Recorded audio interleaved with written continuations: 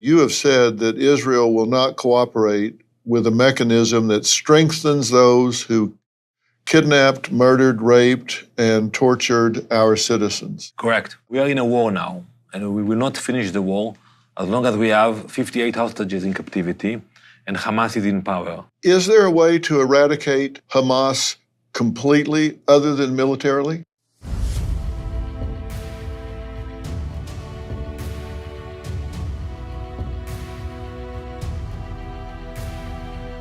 Have you ever wondered what it would take to stand up for a nation on the global stage? Think about that for a minute. Well, Israel's ambassador to the United Nations, Danon, is sitting down with me and he's telling it like it is.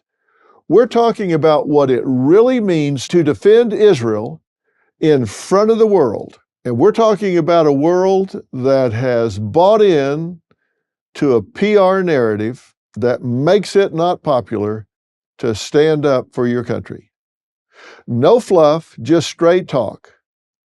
Stick around because this is a conversation that you need to hear.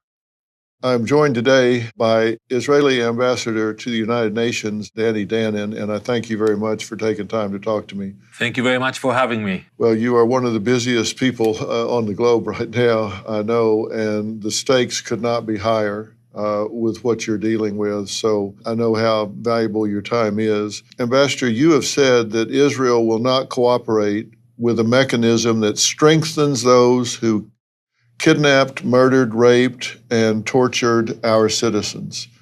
That's a quote from you, correct? Correct. Any variation from that in policy, procedure, or feelings about the current situation? Absolutely not. We are in a war now, and we will not finish the war as long as we have 58 hostages in captivity and Hamas is in power. We have achieved a lot in the last 19 months, but we have to finish the job. And finishing the job, it means we bring the hostages back home to their families.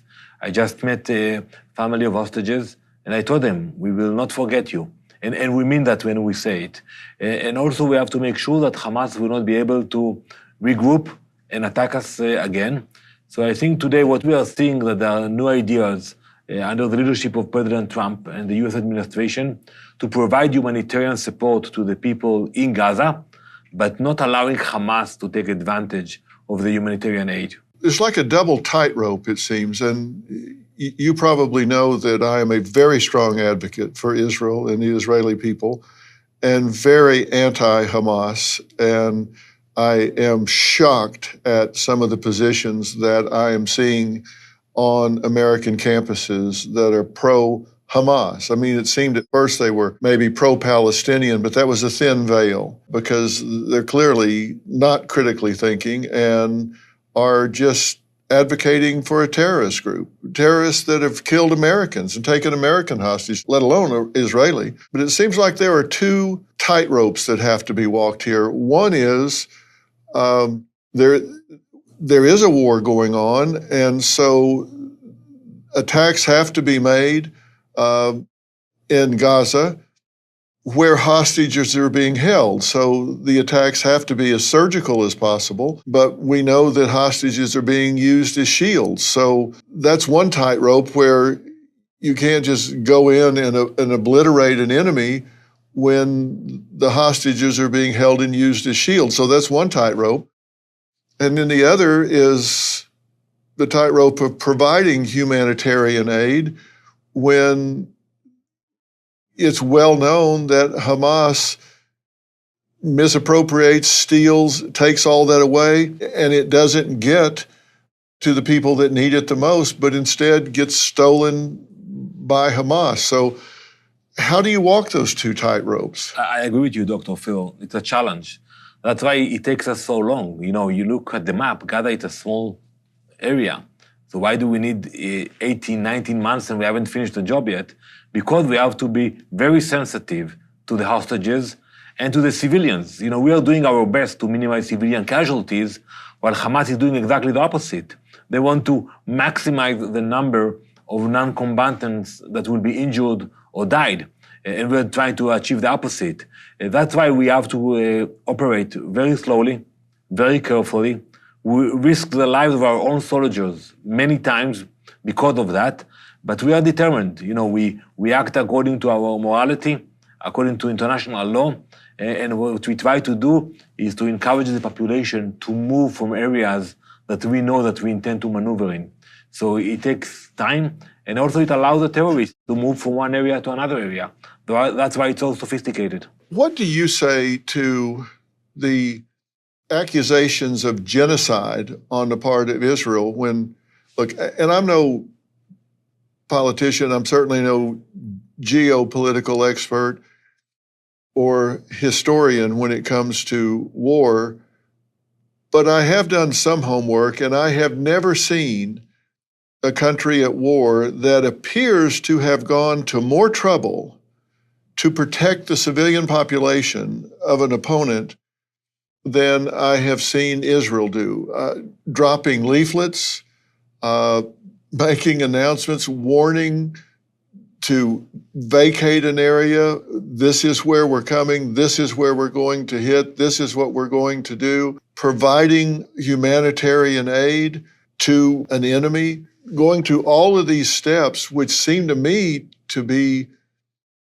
trying to minimize civilian casualties, but yet accused of genocide. I sat at the Security Council of the United Nations, and a senior UN official, his name is Tom Fletcher, he's in charge of the aid of the UN, a very senior UN official, blamed us for intending to commit a genocide.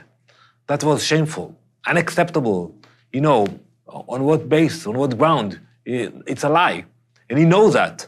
But still, for many UN officials, they prefer to throw mud at Israel rather than to support the Palestinian cause or the Palestinian humanitarian issues.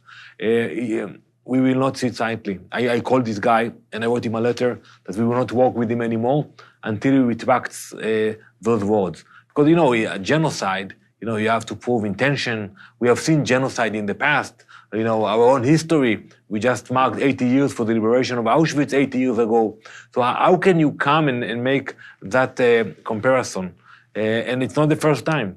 I have seen UN ambassadors comparing between the Holocaust to what's happening in Gaza.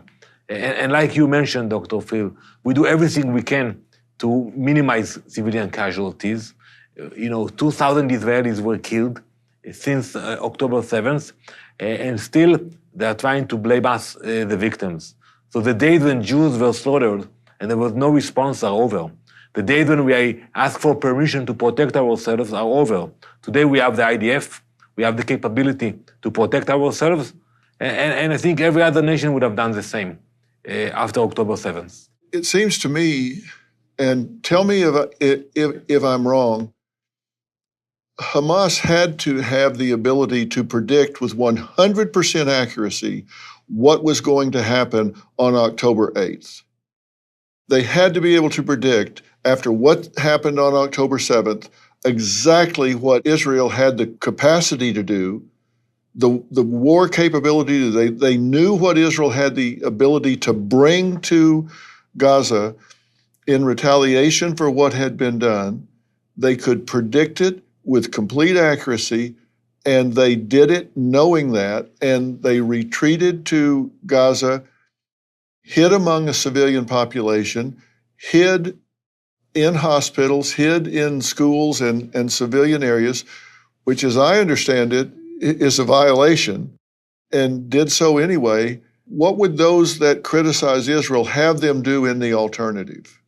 Well, I think, those who criticize us, they're hypocrite, because we have seen what happened on October 7th. We have seen the cruelty of the enemy. And, the Hamas don't really care about the future of Gaza. They care about the jihad, the fight against Christians, against Jews. That's their essence. And I think we realize that we have to make sure that they will not be able to come back again. And that's why when people tell us and encourage us to finish the war now, and tell us, well, it's enough, let's wrap it up, we tell them we cannot wrap it up, because if Hamas will stay there, it's a disease that will come back, and we will not allow it. So I think for the future of the people of Gaza, not only because of our self-interest, for the future of the people, we have to make sure that Hamas will not be part of the equation. Is there a way to eradicate Hamas completely other than militarily? Homeowners, when's the last time you checked on your home title? If your answer is never, then this is for you. Scammers are stealing titles and your equity is the target. Criminals forge your signature and just like that, your home title can be transferred out of your name. That's why I partnered with Home Title Lock, so you can find out today if you're already a victim. Use my promo code Phil at HometitleLock.com and you'll get a free title history report. Plus, you'll get a free trial of their $1 million triple lock protection. That's 24/7 monitoring of your title. Urgent alerts to any changes, and if fraud does happen, they'll spend up to $1 million to fix it. That's HometitleLock.com, promo code Phil.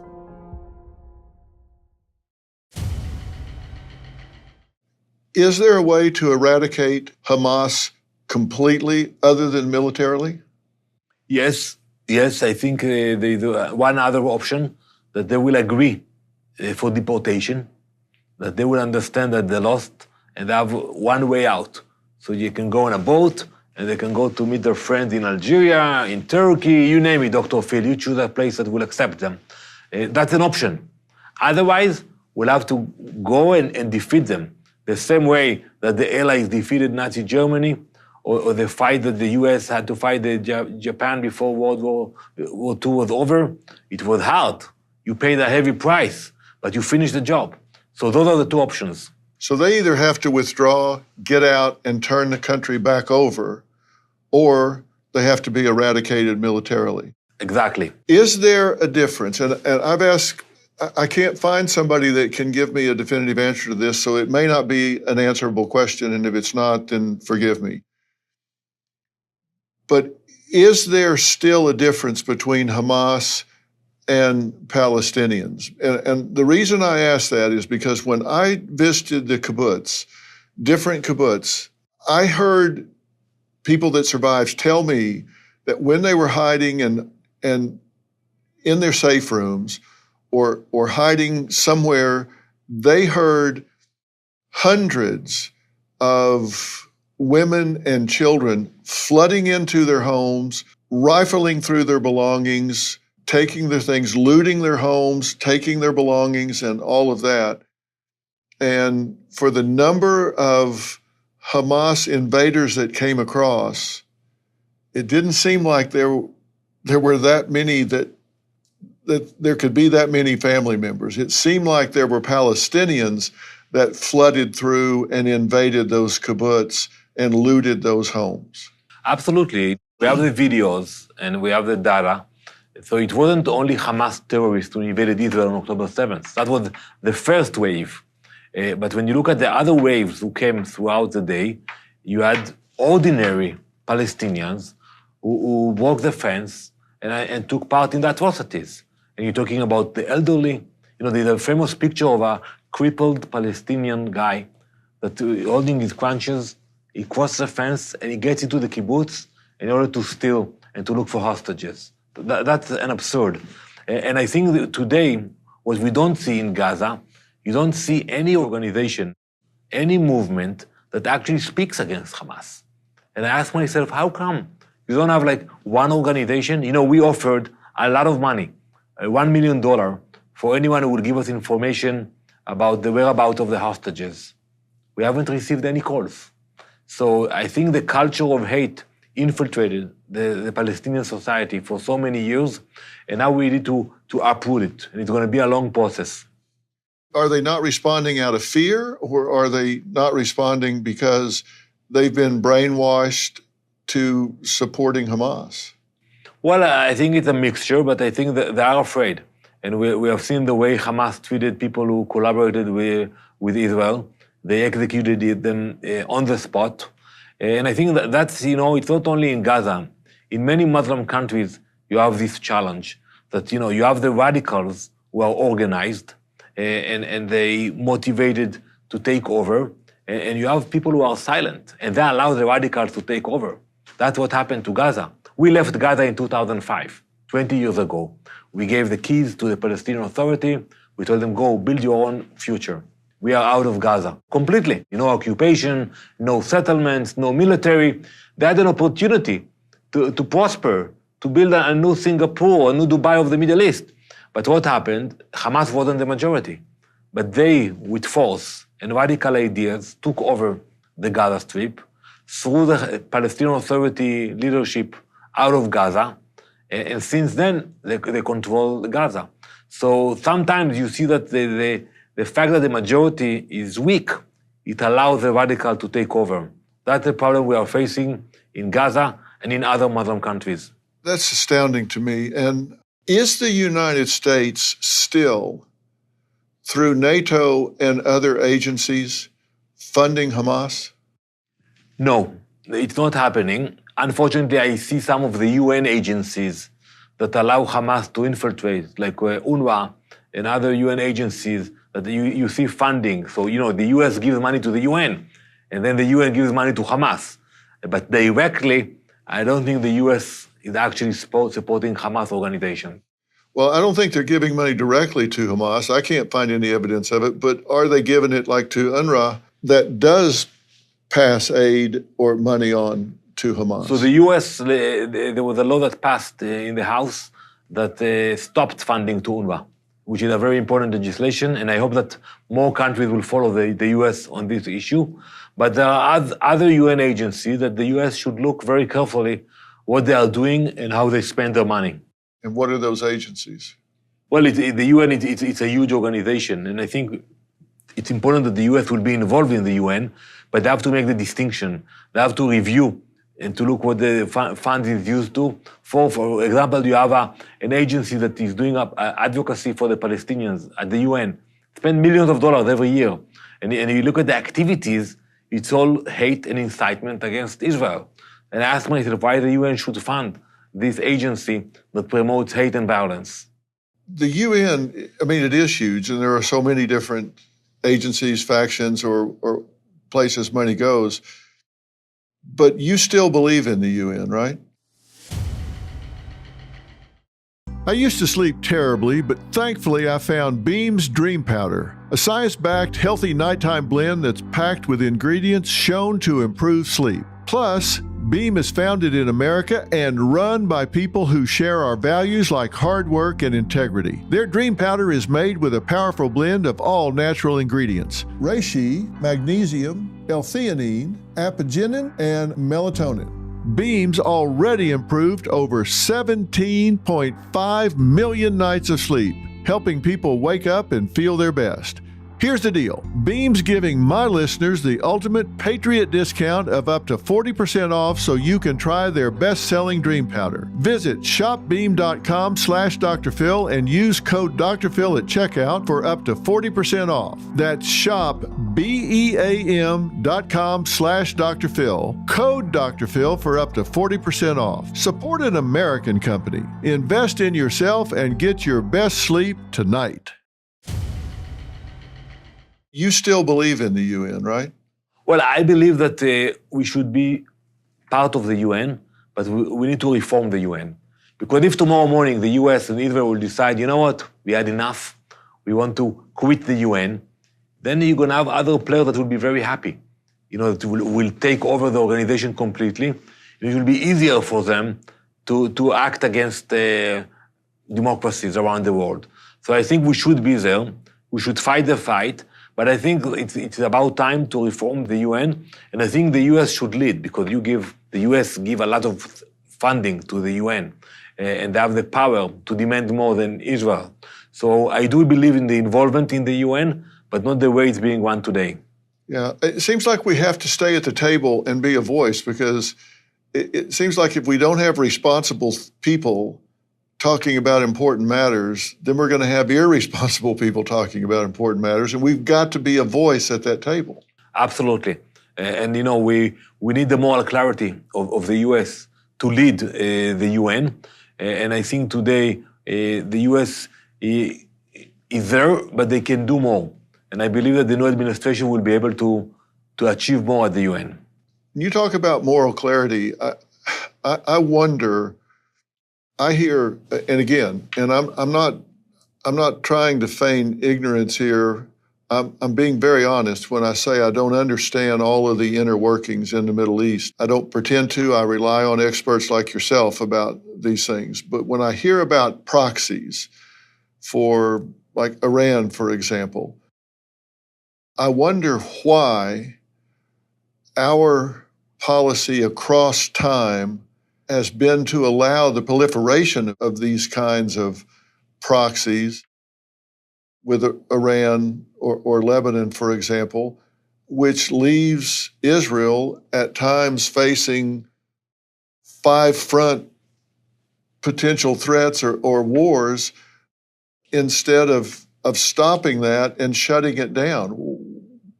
Why is that seemingly vague when in reality it isn't vague at all? Or is it? It doesn't seem to me to be vague at all. You know, Dr. Phil, the problem with bad actors is that no one wants to deal with them. You know, it's like NIMBY. People say, well, it's not in my backyard. Somebody else should take care of that. Why should I deal with this bully? And that's what happened in our region. No one wanted to take care of those bad guys. So we had to take care of Hezbollah and deal with Nasrallah and his followers. We have to take care of the Houthis in Yemen who are sending ballistic missiles into Israel. Apparently, we will have to take care of Iran in the future. I hope it will not be only us. And I'm saying it to my colleagues at the UN, maybe if you think you ignore them and they're not threatening you today, but they will get to you. You know, look at the attacks from Yemen. You know, they attack Israel with ballistic missiles and UAVs. Those UAVs can reach Europe today. And give them a few months or few years, they can reach the US, the shores of the US. So maybe for now you can avoid them and say, it's not our problem. It's maybe Israel's problem. But in the long run, you know, it's going to be the problem of the US and the problem of Europe as well. Well, that seems to me to be the issue with Hamas. They don't want to just kill all of the Israelis, I mean, from the river to the sea. Maybe that's the mantra today. But if you drill down just a level or two more, they want to take out the West as well. America's in denial. First Israel, then America. I mean, that's just an extension. And it's kind of like we talk about if, you know, sometimes you get a infection in your throat or something, you go get a prescription for antibiotics, you know, it says, take all of these for 7 or 10 days. Take them all, even if you get to feeling better. And the reason is, if you take only half of the prescription and start feeling better, what you've done is you've killed off all of the weak bugs and you left the strong bugs and you stopped taking the prescription. Then the strong ones that held out, they start proliferating and they're going to come back for sure. And by analogy, that's how I feel about getting rid of Hamas or the Houthis. If you go 3/4 of the way and stop, you've left that core and it's going to start proliferating again and it's going to come back. You've got to take all of them out. You can't leave the core. You can't leave those that maybe started it in the beginning, because they're going to start recruiting. They're going to start getting funding. They're going to start getting a foothold again, and they're going to come back at you, maybe in 3 years, maybe 2 years, maybe 5 years. But if you get them all but the strongest ones, they're going to come back at you again. Absolutely. And look at all those radical organizations like ISIS, Al-Qaeda. They all started in the Middle East, but they didn't stay in the Middle East. They always looked for ways to hurt Americans, 9/11. And, the problem we have that, we live in democracies. We want to live normal life, to raise our children, to have a good life. Christianity and Judaism is about family values. But we have to realize that there are other forces who are not living the same values and dreams that we have. They want to see the jihad. They want to see the fight. And for us, we have short memory. Because, we forgot what happened to us on Yom Kippur in 1973. And we thought it can never happen again, and it happened on October 7th. And same here in the US. When you speak about 9/11, people forgot what happened here. But it can happen again. So we have to deal with those radicals, and we should not wait for them to obtain nuclear capabilities and then to decide whether they're going to use it against us or not. We don't have that luxury today to be naive. We have learned from history. What do you think about the protests that are happening on campuses around the United States today, particularly the Ivy League campuses, with these protesters that are rallying and protesting in support of Hamas or Palestine and describing Israel as an apartheid state, and we talked about genocide earlier. Where do you think this is coming from? Why do you think there's such a misperception of what's really going on? I mean, calling Israel an apartheid state, when you have Arab judges, you have in the government there, you have Arab judges putting Jews in prison, and they call this an apartheid state. Help me with this. Well, first, I beg to differ with you. I don't think it's a protest. Protest is when you go and you hold a sign and you... Good point. But when you see what's happening on campuses, those are rioters. Yes. It's a riots when they attack students, when they go into the library and smash everything there. That's a riot. And I respect freedom of speech, and I think it's legitimate to criticize Israel. But what we are seeing, it's organized. It's trying to show that they can control the universities. And I think the universities were very weak in their response. They shouldn't have allowed it to get to this point. And I think, Jewish students should feel safe everywhere. And those, many times when I go to universities to speak, and you already have few people entering the room and trying to sabotage the event, I say, it's okay, let them stay. And you know what I do, Dr. Phil? I tell them, you get the floor. You want to ask me a question? Let's have a debate. You want to speak about something? And then when you start to have a dialogue, they have no clue. You have no clue about what is Palestine, what is from the river to the sea. They have no clue. So somebody is very organized, is paying them, is inciting them, and they go to the streets to attack Jews. But you understand that there is no base for that. I feel like a lot of them really don't know what they're out there for.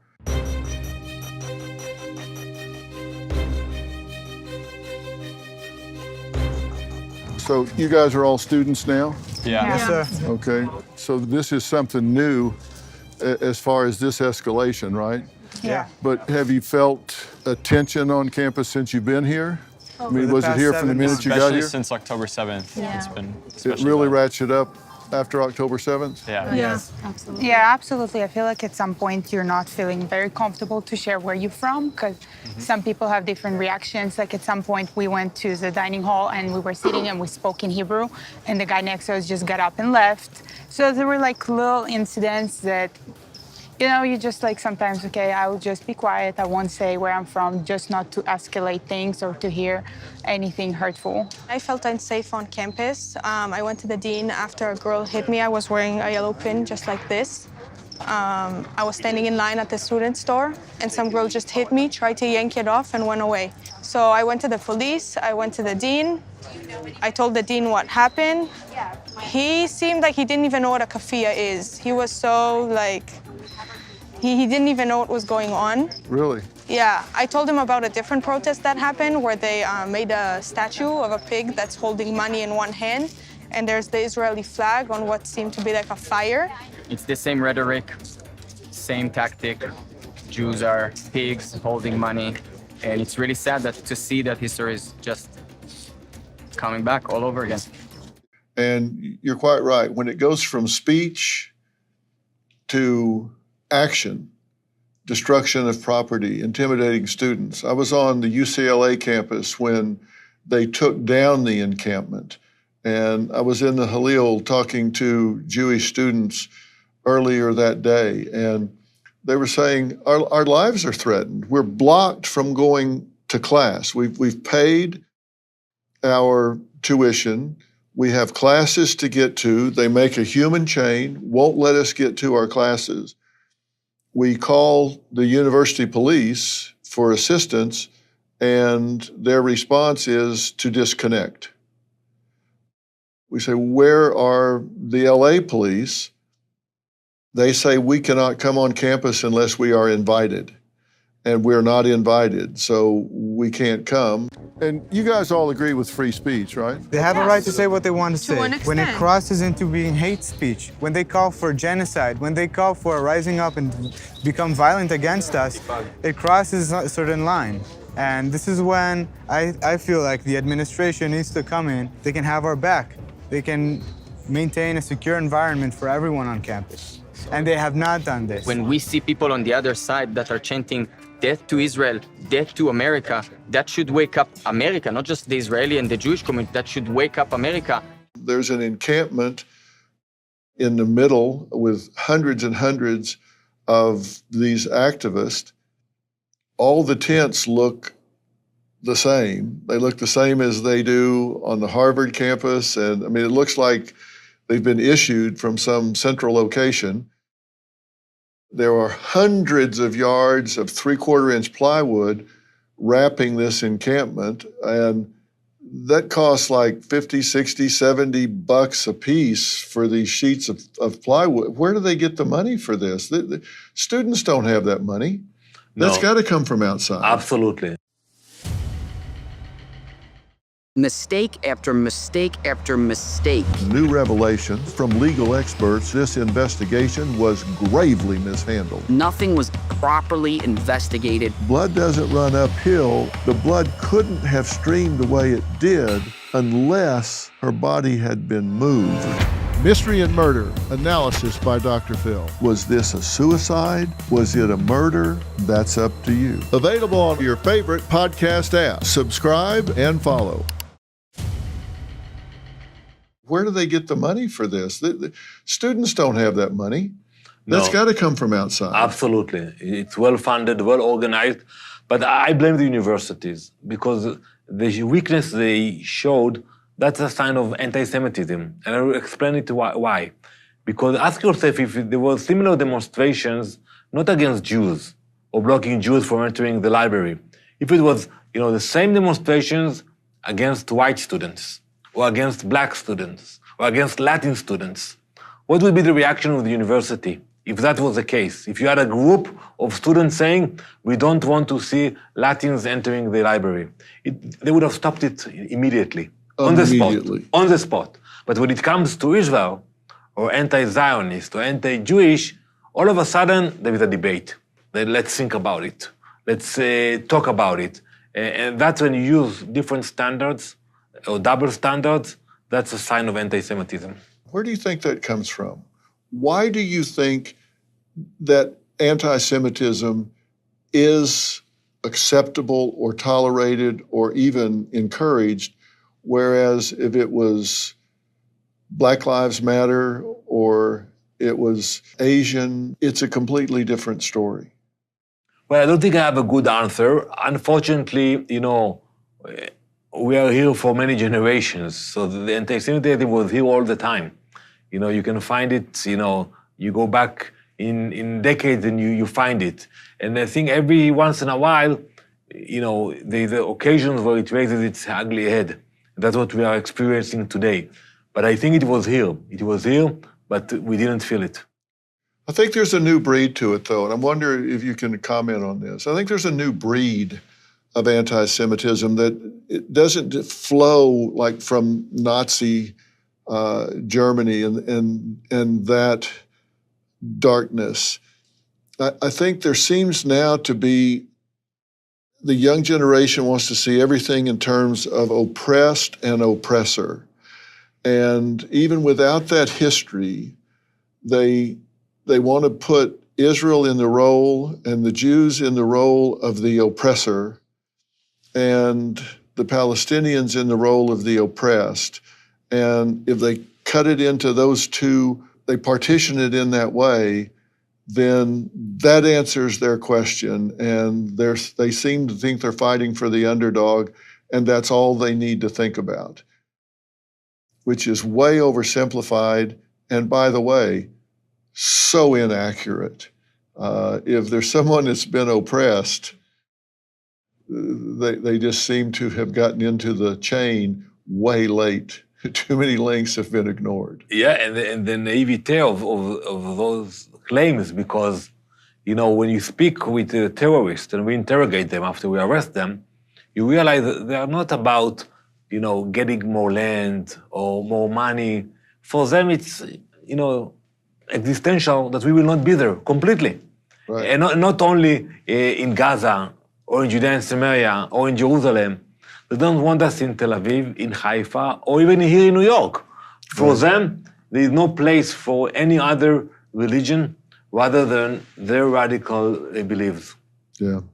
And New York is the largest Jewish population outside of Israel, certainly in the United States. And it's a fight that goes on here, like Columbia University. And fortunately, we have a mayor here, in Eric Adams, that is fighting to end anti-Semitism here. So, you know, that's a good thing. I want to tell you that my platform is your platform.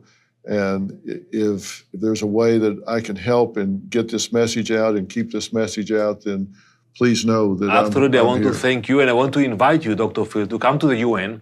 We have some friends there, and maybe you can interview some of the friends of Israel at the UN, and we can continue the discussion in the halls of the UN. I would love to do that, and I will take you up on that. I very much want to stay part of this and keep a bright light on over this. We have to end this conflict and this anti-Semitism. So I'm on your team. Thank you very much, Dr. Phil. Thank It was you. a pleasure. Thank you. I appreciate it. Thanks so Thank you. much.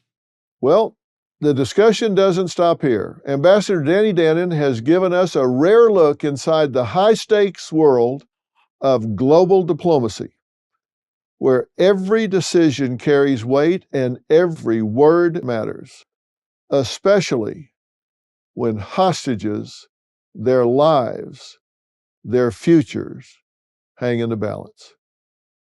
I want to thank Ambassador Danon for giving us the time, and I want to thank you for joining in on the conversation.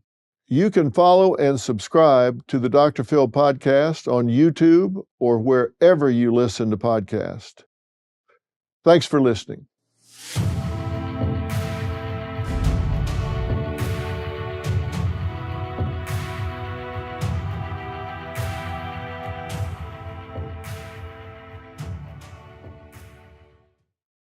You're going into something that's dangerous. You're by yourself. I've gone into groups for 5 months and seen some of the most horrific hate. It's not just playing a role. You have to immerse yourself in what you're doing, right? Yes, it's not my normal thing to go sacrifice a goat and drink its blood, you know. Definitely not my thing to be dropping racial slurs all day. The Dr. Phil podcast. What's the most important thing to say to people about how they can contribute to stopping this? Coming up on your favorite podcast app. Subscribe and follow.